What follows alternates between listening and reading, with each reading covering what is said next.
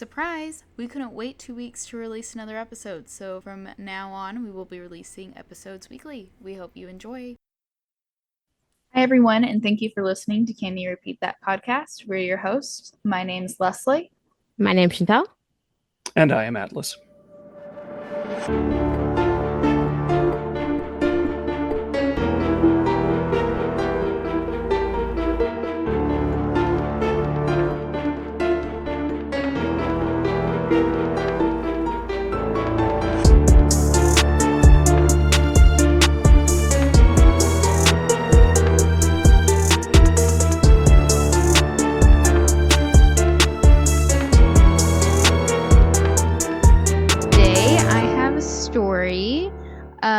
About a phenomenon that goes on. Have y'all ever heard of third man syndrome?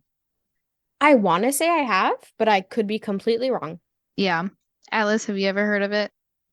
Mm-hmm. Yeah, it's the reported situation where like you feel an unseen presence in addition to you and another person, like you never see anything. Mm-hmm.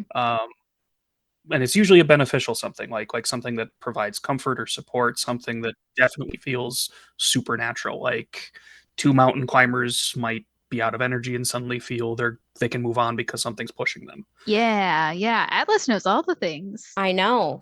My head is filled with useless Jeopardy knowledge. So, according to Wikipedia, which I don't like using Wikipedia for research in general, but this definition was a good one. Wikipedia is great because it connects you to other sources that they cite. Yeah, exactly. So, according to Wikipedia, the third man factor or third man syndrome refers to the reported situations where an unseen presence, such as a spirit, provides comfort or support during traumatic experiences. In some cases, people have seen full body apparitions, they felt the touch of another person, and then in others, they just hear them. So, it really varies from person to person, but it typically does happen, like Atlas said, whenever there's a very stressful event going on. It's super common in mountain climbers and in car crashes. Before we get into spooky stories, let's talk about the history of third man syndrome a bit. So, the phenomenon was first described by Sir Ernest Shackleton. In 1914, he and his crew set off from South Georgia, and by South Georgia, I do not mean South Georgia, United States. I mean South Georgia that is north of Antarctica. I have a couple of pictures for you that I will send in Discord right now. And for anyone that's listening, they will be posted on our Instagram at CYRT Pod. So the goal was to cross I think it's Weddell Sea, Weddell, and enter from the north, take their gear across the south of Antarctica, and meet up with another crew at the Ross Sea, which is the south part of Antarctica. Unfortunately, before they even made it to land of the northern part of Antarctica, their ship got stuck in the ice, so they just drifted around. The map that I sent you, if you Google Antarctica, you'll see exactly where this is in relation. It's to the southeast of South America. So the part that they had made it to before they got stuck in ice is the orange dot at the far right end. The orange line that you see dotted across is where they were drifting to. And then at the yellow dot is actually where the ship collapsed due to all of the ice. So the end of that orange dot is where the ship collapsed due to the ice. That yellow dotted line connected to that is where they were walking along the ice and setting up little camps and things of that sort to rest until they got down to the tip of Antarctica right there on the left, where ice broke up and they started using these little boats that I imagine they were just dragging along them this whole time, which sounds miserable. They got on these little boats and they made their way over to Elephant Island, which the blue line starts at the bottom. It's a very tiny, uninhabited place at the northern top of Antarctica. But by the time they had made it to Elephant Island, it had been over a year since the men had touched dry land. So knowing that there would be no search and rescue crews coming and knowing that they weren't going to be able to flag down ships or anything, Shackleton and 5 other men got in a small sailboat and made their way to South Georgia Island, which is at the top of that blue line on the picture that I had sent. It took 15 days to get to South Georgia Island, and the waters and winds were insane. They were just super rough, and it was not a fun trip. So by the time they got over to South Georgia, instead of going around the island and getting to the north, they just got to the south side of that and then decided they were going to walk across and go to the north. Also, whenever they did land on the south side of that island, they damaged the rudder on the sailboat, so they couldn't get back into the water even if they wanted to at this point. So, the island that is South Georgia is not flat whatsoever. It is very mountainous and it is covered in snow. This had not been done before. It was uncharted. And on top of that, they had no hiking gear at all. I'm not joking when I say it's just mountain. It's super steep. There's a lot of snow. I don't know how they got across it, to be honest with you. It looks impossible to me. To give themselves extra traction, they drove nails into their boots and used carpenter's axe as ice axes. Shackleton and 2 of his men started the 26-mile hike to the other side of the island for help. This is when Shackleton experienced third man syndrome. He would later write in his book, which is called South, a memoir of the Endurance Voyage. During that long and racking march of 36, oh gosh, what is this word? I copy and pasted this. FVER. What the heck does that mean? FVER? Is that possibly Yeah. fever, missing an E? No, I copied it directly from his book. What does it say in context? During that long and racking march of 36 hours, the unnamed mountains. Oh, what if it's over? Ha, it's over. I don't know what happened there. Anywho, I was doing so good. It happens. Okay. So he would later write in his book named South, a memoir of the Endurance Voyage, that during the long and racking march of 36 hours over the unnamed mountains and glaciers of South Georgia, it seemed to me often that we were 4, not 3. So he was feeling like there was a 4th person along with them. That's where this comes from. This is the first, I believe, written recording of this phenomenon.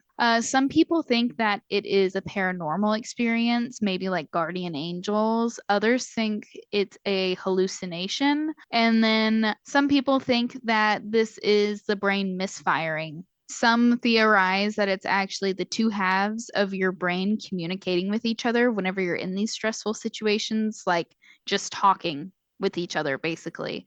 But what's kind of insane, to me at least, is that most experts believe that it's more likely that the people who experience this are psychic mediums than this being an outside force or present, which is kind of crazy. So they're like, no, you can just talk to ghosts now. Wow. With that being said, here's some stories. My sources are the manual and the organic prepper.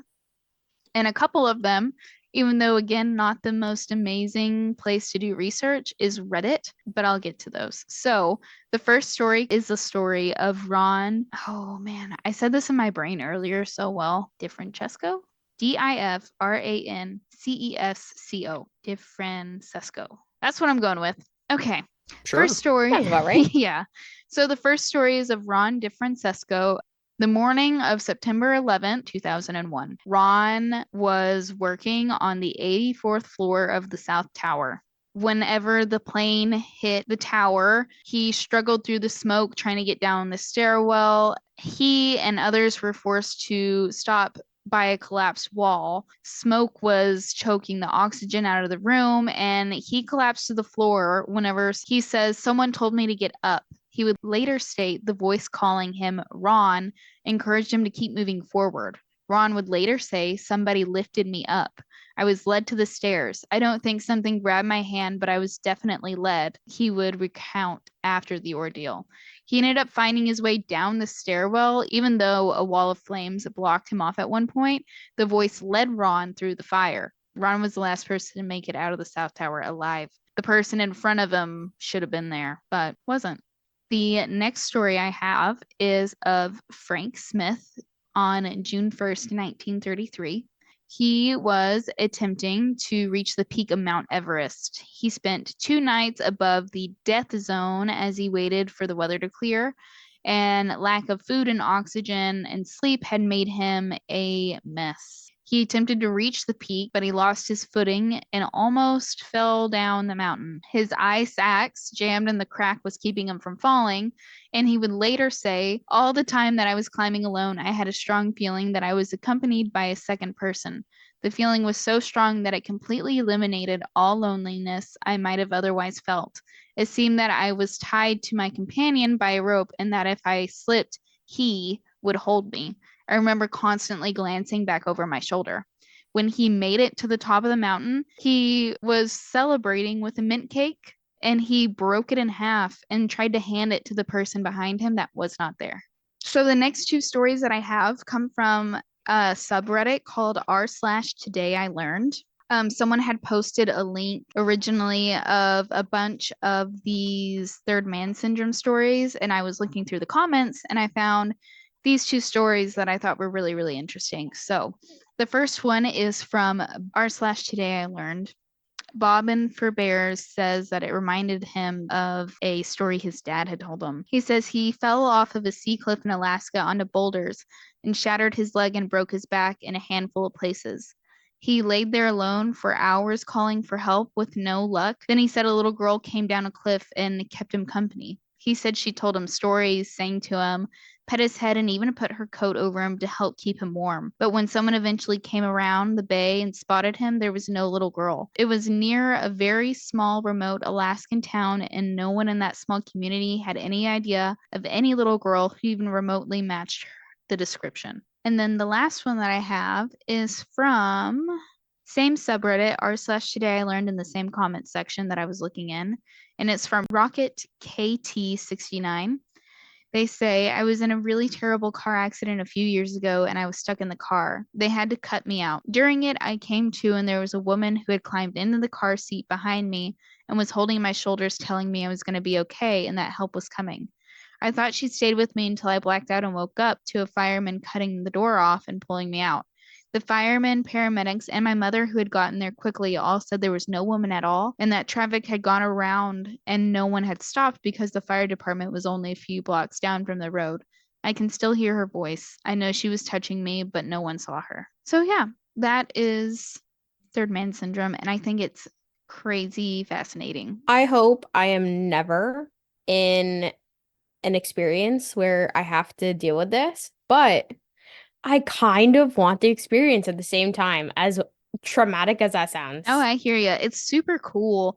And I don't know, there were mixed things that I read. Like some scientists are saying that it is something internal and it's nothing external, and then others say it's something else. So there's not a whole lot of research done on this, probably because you have to be in a traumatic experience. So, and it doesn't even happen to everyone who's been in a traumatic experience. So it's interesting, that's for sure. I enjoyed researching. Third man syndrome was hard because there's just not much information. Well, and it's all experimental too, right? So it's hard. Yeah, basically, like, even if you intentionally put somebody in a traumatic experience that was life threatening, you can't promise that it would happen. I did read a different story about two guys that were hiking somewhere in a mountain and they were in an avalanche. And the one man, whenever he fell, he broke like everything and he died. The friend was actually like, he also had broken some bones, but was still alive. So he was about to just lay down next to his friend who had passed and give up whenever he heard a voice say, "No, you need to survive." The voice stayed with him the entire time, all the way back till he could get help, and would tell him things like, "Make sure you grab that water or grab the air tank. And with the blood that's coming off of your face, use it to make an arrow in the snow of the direction you're headed in case someone is walking, they can see it. Wow. It was really insane. He ended up surviving. Yeah, like I said, I hope I never have to. But if I did, that's how I would like it to go. Yeah, yeah. This Shipwrecked in Antarctica? I mean, one with the penguins. One with the penguins. That is where I belong. Thank y'all for joining. No, thank you. Thank you all so much for listening to our podcast. As always, you can find any pictures posted on our Instagram at CYRTPod. Be sure to rate and review us wherever you listen, as rating helps us a ton. Have topic suggestions or want to share a story of your own? By all means, send us an email at cyrtpod@gmail.com. Until next time.